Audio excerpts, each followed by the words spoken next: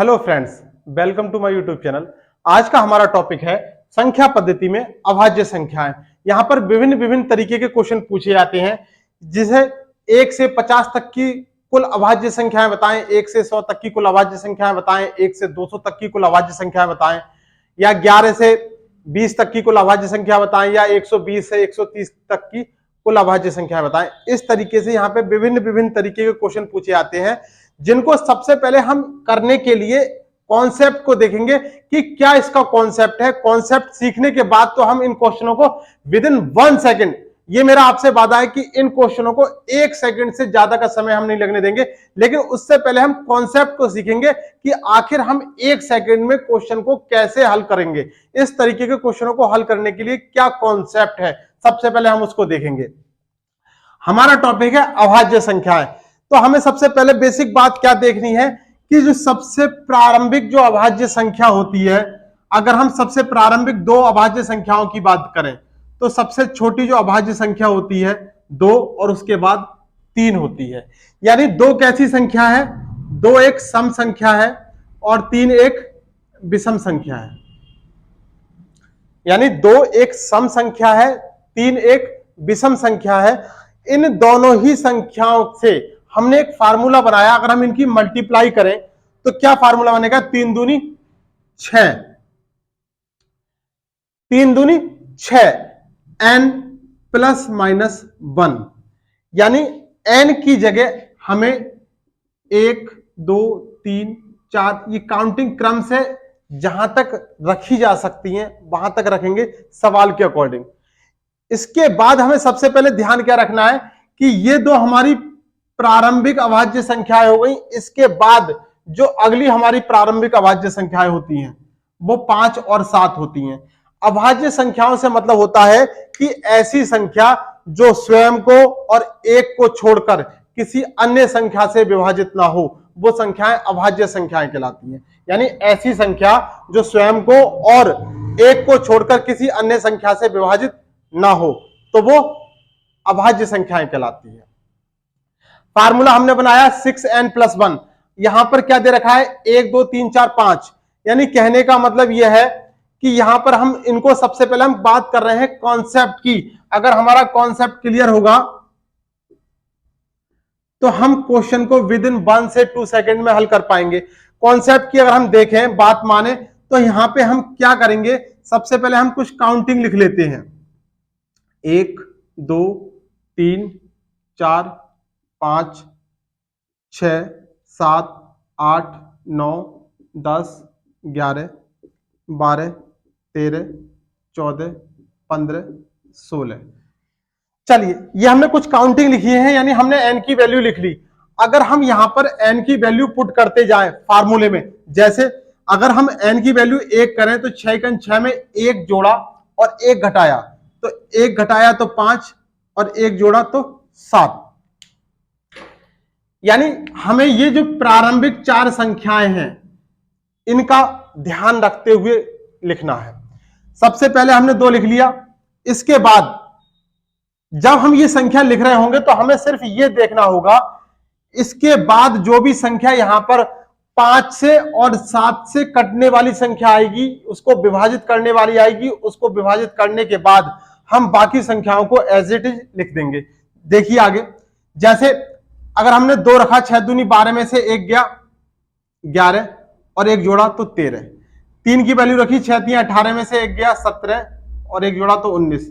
4 रखा, 6 चौक 24 यानी 23 और 25। पहला हम एक बार में लिख लेते हैं, उसके बाद कट करते हुए जाएंगे।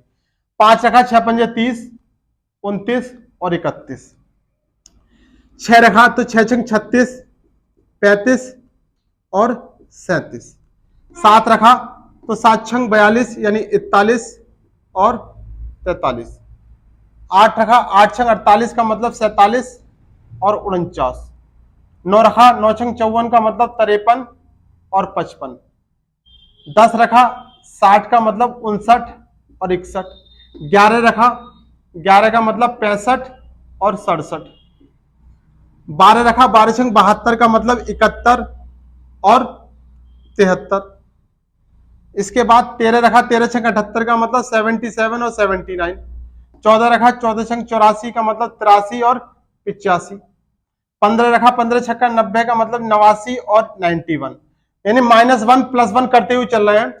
इसके बाद 16 रखा 96 का मतलब 95 और 97।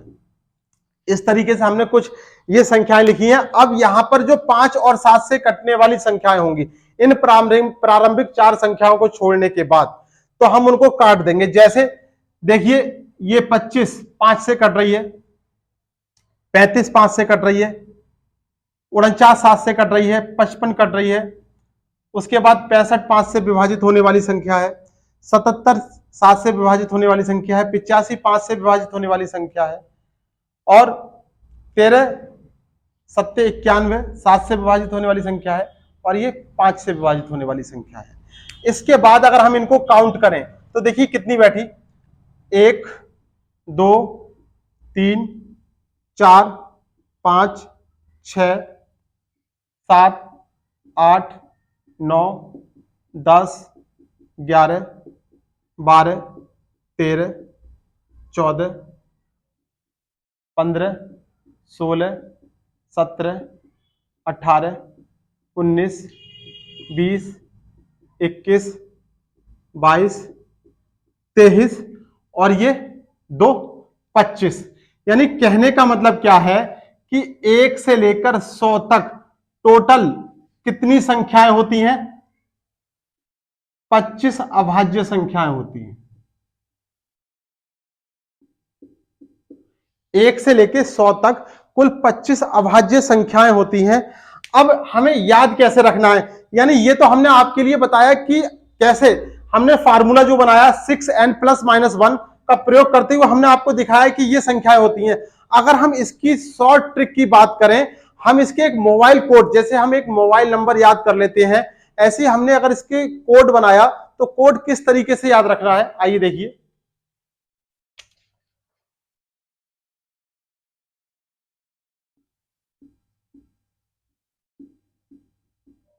देखिए 44 22 32 23 21, 44 22 32 23 21, ये कोड क्या है? यानी 1 से लेकर 10 तक, 1 से लेकर 10 तक कितनी संख्याएं होती हैं? 4 संख्याएं होती हैं। 10 से लेकर 20 तक, यानी 11 से लेकर 20 तक 4, 20 से लेकर यानी 21 से लेकर 30 तक 2, 31 से लेकर 40 तक फिर 2, 41 से, यानी 10-10 के बीच में हमने ये गैप बना दिया। इन सब संख्याओं का योग देखिए कितना आएगा, 4 और 4 8 और 2 10 और 2 12 और 3 15 और 2 17 और 2 19, 19 और 3 19 और 3 22 और 2 24 और 1 25। यानी 1 से लेकर 100 तक की संख्याएं, टोटल अभाज्य संख्याएं कितनी होती हैं? 25 होती है। इसी तरीके से अगर आप यहां पर ये संख्याएं नंबर बढ़ाते जाएंगे तो आपके पास और आगे तक की संख्याएं आती जाएंगी। अगर हम बात करें, यहीं पर अगर हम बात करें, आपसे कह दे कि 101 से, यानी ऐसे मान लीजिए यहां से लिख देते हैं 100 और 200 के मध्य अगर हम कोड की बात करें, ये वाला जो कोड हमने बनाया है ये हमारा कोड है 1 से लेकर 100 तक। अगर हम 100 से और 200 के मध्य की बात करें तो हमारा कोड होगा जैसे ये हमने बनाया है, ऐसे ही ये 41 13 12 22 14। यानी अगर आपसे क्वेश्चन कहेगा कि बताइए 100 से 110 के मध्य कितनी संख्याएं होती हैं, तो आपका एकदम से उत्तर आ जाएगा 4। आपसे कहे कि 111 से 120 के मध्य, तो आपका उत्तर आ जाएगा 1। यानी ये एक कोडिंग पद्धति है, ये कोड के माध्यम से हमने इसको शॉर्ट में कर दिया है।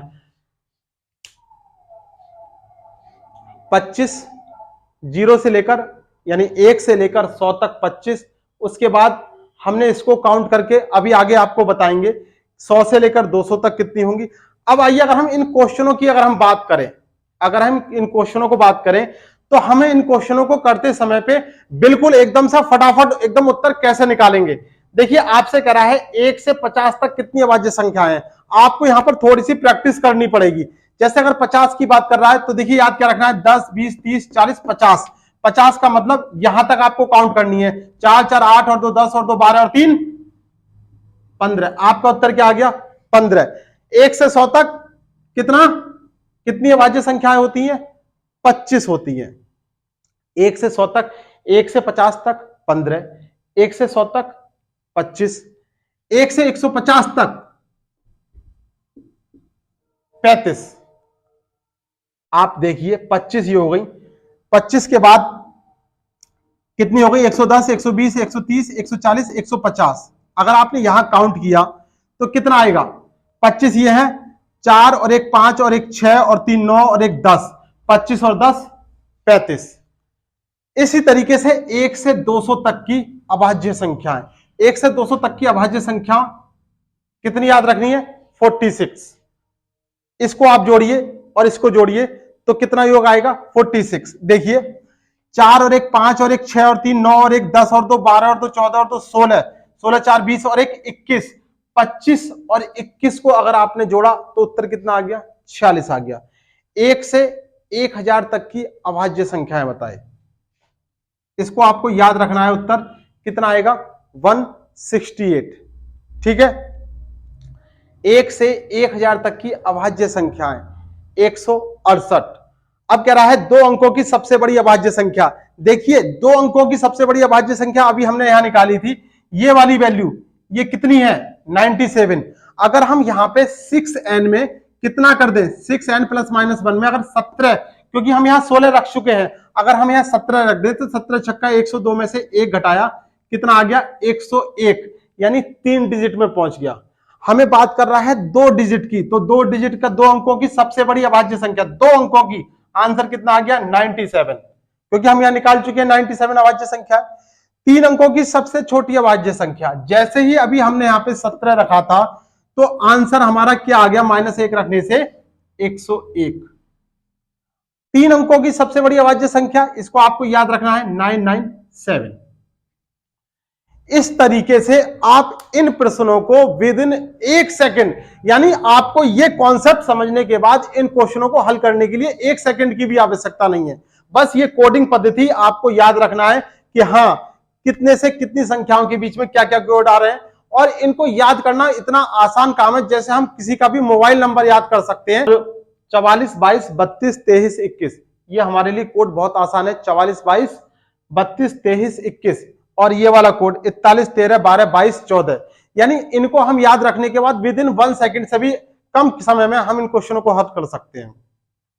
आशा करते हैं आपको ये टॉपिक अभाज्य संख्या यानी संख्या पद्धति के अंतर्गत आने वाला अभाज्य संख्याओं का ये टॉपिक आपको बहुत अच्छे से समझ में आया होगा। यदि आप चैनल पर नए हैं और ऐसी वीडियो देखना चाहते हैं तो जल्दी से चैनल को सब्सक्राइब कीजिए और बेल आइकन के बटन को दबाइए ताकि नई वीडियो का नोटिफिकेशन आप तक समय से पहुंचे। आज के लिए इतना ही, धन्यवाद।